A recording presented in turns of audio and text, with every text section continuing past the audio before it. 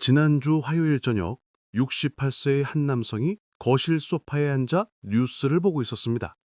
앵커가 긴급 속보를 전했습니다. 정부가 부동산 대책을 발표했다는 내용이었습니다. 취득세 감면, 대출 규제 완화, 분양가 상한제 조정. 화면에는 굵은 글씨로 시장 활성화 방안이라는 제목이 떠올랐습니다. 그는 즉시 핸드폰을 들었습니다. 2년 전 팔았던 아파트를 다시 사야 하나 고민했습니다. 정부 대책이 나오면 집값이 오른다는 것을 경험으로 알고 있었습니다. 하지만 전화를 걸기 직전 그는 잠시 멈췄습니다. 3개월 전에도 똑같은 대책이 나왔던 것이 떠올랐기 때문입니다. 그때도 뉴스는 난리였습니다. 전문가들이 나와서 시장이 살아날 것이라고 했습니다. 하지만 한 달 후 정부는 또 다른 발표를 했습니다. 이번에는 정반대 내용이었습니다.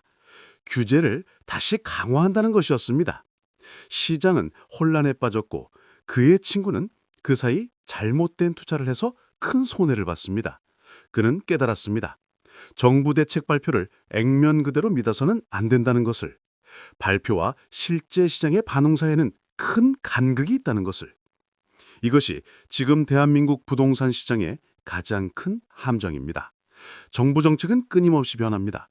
오늘 완화했다가 내일 규제하고 이번 달 지원했다가 다음 달 제한합니다. 그리고 그 흔들림 속에서 잘못된 판단을 하는 사람들이 속출하고 있습니다. 오늘 제가 들려드릴 이야기는 여러분이 정책의 진짜 의도를 읽고 시장의 실제 반응을 예측하는 눈을 갖게 해줄 것입니다. 지금부터 30초만 집중해 주십시오. 이 30초가 여러분을 정책 혼란으로부터 지켜줄 것입니다. 70세의 한 여성이 최근 뼈아픈 경험을 이야기했습니다. 그녀는 1년 전 정부의 주택 공급 확대 대책을 보고 결정을 내렸습니다. 정부가 대규모 공급을 약속했으니 집값이 안정되거나 떨어질 것이라 판단했습니다. 그래서 보유하고 있던 아파트를 팔았습니다. 너무 늦기 전에 현금화하자는 생각이었습니다. 하지만 1년이 지난 지금 상황은 정반대가 되었습니다. 정부가 약속했던 공급은 절반도 이루어지지 않았습니다. 규제가 많고 주민 반대가 심하고 예산이 부족하다는 이유였습니다. 오히려 공급 부족이 심화되면서 그녀가 팔았던 지역의 집값은 20% 넘게 올랐습니다. 그녀는 중개사를 찾아가 따졌습니다. 정부 발표를 믿고 팔았는데 왜 이렇게 됐느냐고.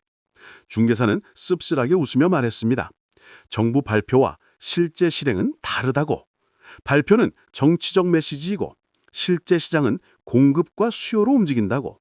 발표만 보고 판단하면 실패한다고 말했습니다. 그녀는 말했습니다. 평생 정부를 믿고 살았는데 이제는 무엇을 믿어야 할지 모르겠다고. 정책을 따라가려다 오히려 손해를 봤다고. 앞으로는 발표가 아니라 실제 실행 여부를 봐야겠다고 다짐했습니다. 그렇다면 정부 대책 발표 후 실제로 무슨 일이 벌어지는 걸까요? 67세의 한 부동산 분석가가 지난 5년간의 패턴을 정리해 주었습니다. 그는 모든 주요 정책 발표 후 3개월, 6개월, 1년 시점의 시장 변화를 추적했습니다. 첫 번째 패턴은 발표 직후의 들뜸입니다. 정부가 대책을 발표하면 언론이 집중 보도하고 전문가들이 해설하고 사람들이 관심을 갖습니다. 발표 후 일주일 정도는 시장이 들썩입니다. 문의 전화가 늘고 매물이 줄고 가격이 조금 오릅니다. 하지만 이것은 착시입니다. 두 번째 패턴은 한 달 후의 현실 확인입니다. 사람들이 구체적인 내용을 확인하기 시작합니다. 발표된 대책이 실제로 자신에게 적용되는지, 조건이 무엇인지, 언제부터 시행되는지, 그리고 대부분은 실망합니다. 생각보다 조건이 까다롭고 적용 범위가 좁고 시행 시기가 불명확하다는 것을 알게 됩니다. 세 번째 패턴은 석 달 후의 맹각입니다. 실제 시행 단계에서 문제가 드러나기 시작합니다. 예산이 부족하다거나 지자체가 반대한다거나 법 개정이 필요하다는 등의 이유로 지연됩니다. 시장은 다시 원래대로 돌아갑니다. 발표 효과는 사라지고 근본적인 수급 상황이 다시 주도권을 잡습니다. 그는 말했습니다. 정부 발표를 보고 즉각 반응하면 실패한다고. 최소 석 달은 지켜봐야 한다고. 실제로 시행되는지 시장이 어떻게 반응하는지 확인한 후에 결정해야 한다고 강조했습니다. 65세의 한 남성은 자신의 실수를 고백했습니다. 그는 6개월 전 정부의 대출 규제 완화 발표를 보고 움직였습니다. 대출 한도가 늘어난다고 했습니다. 이자 지원도 확대된다고 했습니다. 그는 이 기회에 아파트를 하나 더 사기로 했습니다. 노후 대비 월세 수입을 위해서였습니다. 하지만 실제로 은행에 가보니 달랐습니다. 정부 발표와 달리 은행의 대출 심사 기준은 바뀌지 않았습니다. 담당자는 말했습니다. 정부가 발표했지만 구체적인 지침이 내려오지 않았다고, 언제 시행될지도 불확실하다고, 일단은 기존 기준대로 심사한다고 했습니다. 결국 그는 대출을 받지 못했습니다. 6개월을 기다렸지만 상황은 변하지 않았습니다. 그 사이 그가 사려던 아파트는 다른 사람에게 팔렸습니다. 그는 기회를 놓쳤습니다. 정부 발표만 믿고 실제 실행 여부를 확인하지 않은 것이 실수였습니다. 그는 말했습니다. 발표와 실행 사이에는 큰 시차가 있다고, 발표는 빠르지만 실행은 느리다고, 그리고 많은 경우 실행 자체가 안 된다고. 이제는 발표를 듣고도 실제 은행과 중개소에서 확인한 후에 움직이겠다고 다짐했습니다. 70세의 한 여성은 정책 방향의 일관성 부족을 지적했습니다. 가장 큰 문제는 정책이 자주 바뀐다는 것입니다. 오늘 완화했다가 내일 규제하고 이번 달 지원했다가 다음 달 제한합니다. 그리고 그 흔들림 속에서 잘못된 판단을 하는 사람들이 속출하고 있습니다. 그녀는 지난 3년간의 정책 변화를 정리해봤습니다. 2022년에는 규제 일색이었습니다. 다주택자 중과세, 대출 제한, 양도세 강화, 시장을 잡겠다는 의지였습니다. 하지만 2023년에는 정반대로 갔습니다. 규제를 풀고 세금을 감면하고 대출을 완화했습니다. 시장을 살리겠다는 방향이었습니다. 그리고 2024년에는 또 바뀌었습니다. 일부 지역은 규제하고 일부는 완화하는 선별적 접근이었습니다. 하지만 그 기준이 불명확했습니다. 석 달마다 기준이 바뀌었습니다. 사람들은 무엇을 따라야 할지 몰랐습니다. 그녀는 말했습니다. 정책이 이렇게 자주 바뀌니 누구도 믿지 않게 됐다고. 발표가 나와도 사람들은 또 바뀔 것이라고 생각한다고. 정책의 신뢰도가 바닥에 떨어졌다고. 이것이 가장 큰 문제라고 지적했습니다. 63세의 한 남성은 지역별 차이를 강조했습니다. 같은 정책이라도 지역마다 영향이 완전히 다릅니다. 이것을 이해하지 못하면 실수합니다. 그는 1년 전 정부의 전국적 규제 완화 발표를 받습니다. 모든 지역에 동일하게 적용된다고 했습니다. 그는 지방 소도시에 투자했습니다. 규제가 풀리니까 집값이 오를 것이라 기대했습니다. 서울에 투자했던 친구도 같은 생각이었습니다. 1년이 지났습니다. 서울에 투자한 친구는 수익을 냈습니다. 규제 완화 효과가 즉각 나타났습니다.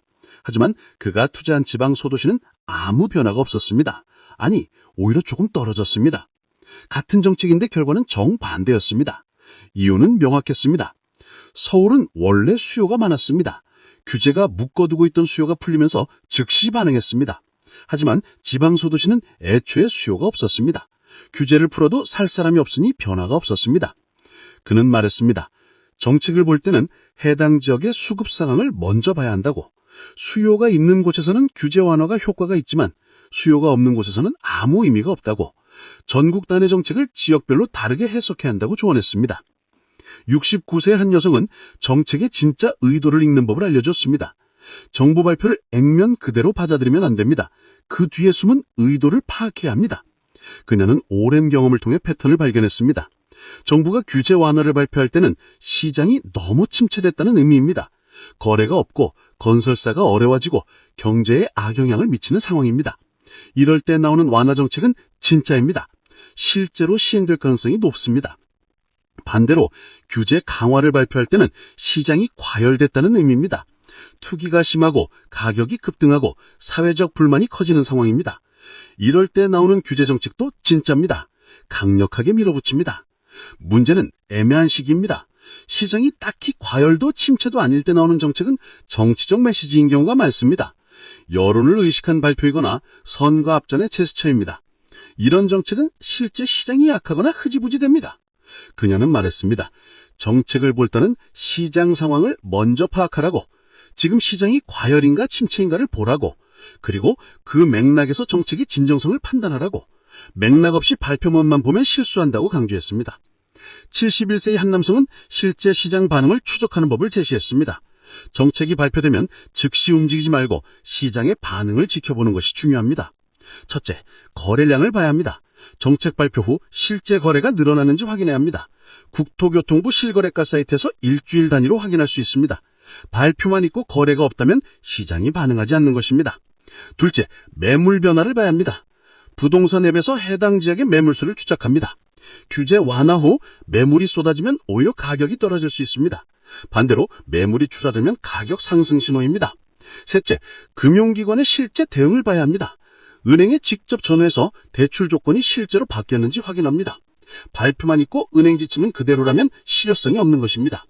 넷째, 전문가 의견보다 현장 목소리를 들어야 합니다. 중개사들에게 물어봅니다. 실제 고객 문의가 늘었는지, 계약이 성사되는지, 현장이 움직이지 않으면 발표는 홍보한 것입니다. 그는 말했습니다. 이 네 가지를 2주 정도 추적하라고. 그러면 정책이 실제로 작동하는지 알 수 있다고. 즉각 반응하지 말고 추적하는 습관을 들이라고 조언했습니다. 64세의 한 여성은 과거 사례를 통해 교훈을 제시했습니다. 그녀는 10년 전과 지금을 비교했습니다. 10년 전에도 정부는 수많은 대책을 발표했습니다. 하지만 그중 실제로 시행되고 효과를 낸 것은 절반도 안 됐습니다.